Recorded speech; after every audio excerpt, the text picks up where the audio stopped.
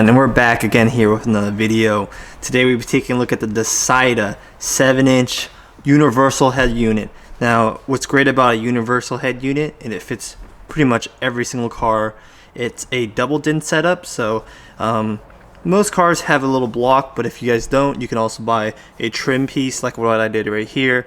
This was a single, not a single din, but it was an OEM radio that had its own little slots. So I bought this trim to accommodate a double din, and I would have to say it looks fantastic. Now, this car was made in 1991, or it came out in 1991, so it doesn't have Android Auto, Apple CarPlay. It had tape and CD if you're lucky, 6 CDs changer, and then had, of course, radio. But upgrading to this has made the user interface just amazing. Just driving it, dailing it, or just doing road trips, the GPS, the Spotify, it's incredible. Alright, so the screen is very bright. You can see that. You can barely see any reflections. I actually have convertible right now, that's why you can see the roof. It's a T-top, but open roof, and I can still see plenty in here. I don't have any issues with glare or anything. Some people have reported that because of the screen is a touchscreen and it's a more of a glossy finish, but I don't have any issues because the screen is so bright. So yeah, the unit performance wise, let's get into that. Display. The display is a very high quality display. It's an IPS, great viewing angles. Let me see if I can show you guys that. So great viewing angles. I know it's kind of hard to display that, but the viewing angles is great. I know with the Pioneer unit I had,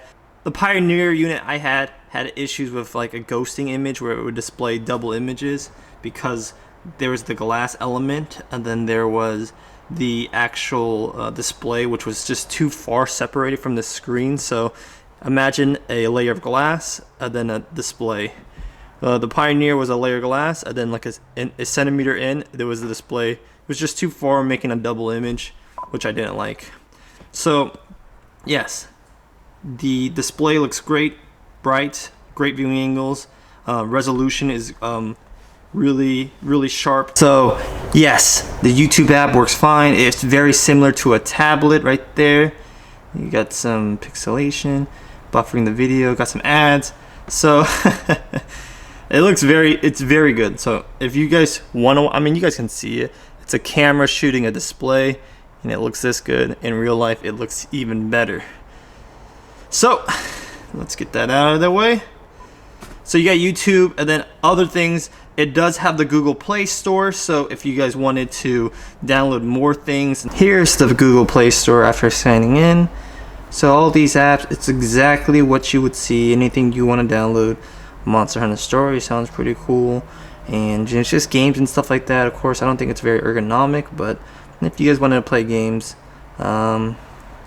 this is a game that I like, Genshin Impact. If you guys know what this is, I just tried to install it. Of course, there's probably more downloading within the app. MiHoYo. In conclusion, this head unit, a universal head unit from Dasaita, has been stellar. It's my favorite unit for the NSX so far, and it's flush. There is no issues when it comes to mounting. I had some issues with other head units with the volume knob not being able to be it protruded out and kind of hit the bezels. I didn't want to trim this piece too much because I go through head units so much. So I love how this is all flushed out. It looks great. And yeah, the screen is a 7-inch, which is big for many people. For me, if they somehow can stretch it a little bit more, I don't see how they can. But the bezels are already as thin as possible without losing this, and I find like these keys right here are very valuable. If you don't have these, it's a huge pain in the butt. My other head unit did not have any on-key buttons, and I don't have steering wheel controls or anything on this car, so I had to go here, I had to do this, and I had to do this. That is such a crazy process instead of just doing this. That's amazing. Also, when you mute, it turns off the amp, so you can kind of hear that click. That's something I don't like. It's not very refined, but most head units I've seen, sometimes they do that all the time, so I'll forgive it. It's not annoying because I don't really do mute like that. Let me show you another feature is it does have dimming switches right there. You can see the screen dimming when I turn on the headlights. I forgot to mention that. So these little buttons right here will light up. Micro SD card, which is amazing. But yeah, this thing is a great head unit. Some cons, besides the little thing like that making that popping noise, Android Auto Wireless is a little bit finicky. I still use wired because it's just way more stable with my phone. Plug it in and then I'm charging my phone and it gets great signal. I don't know why wireless is getting kind of finicky. I wish it was like the Apple implementation where it's just you walk in, boom, it's already up, you're good to go. That was amazing. So sorry Android boys, they're gonna update it, so we just gotta stay tuned for that.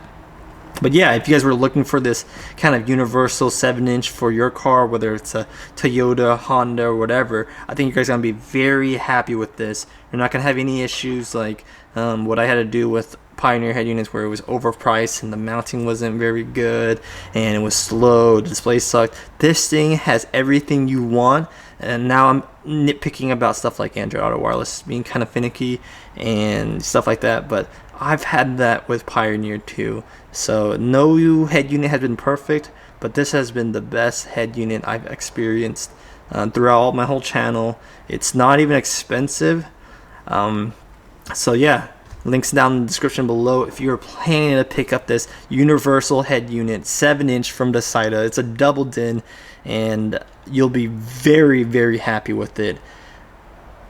That's all from me. Catch you guys in the next one. Peace.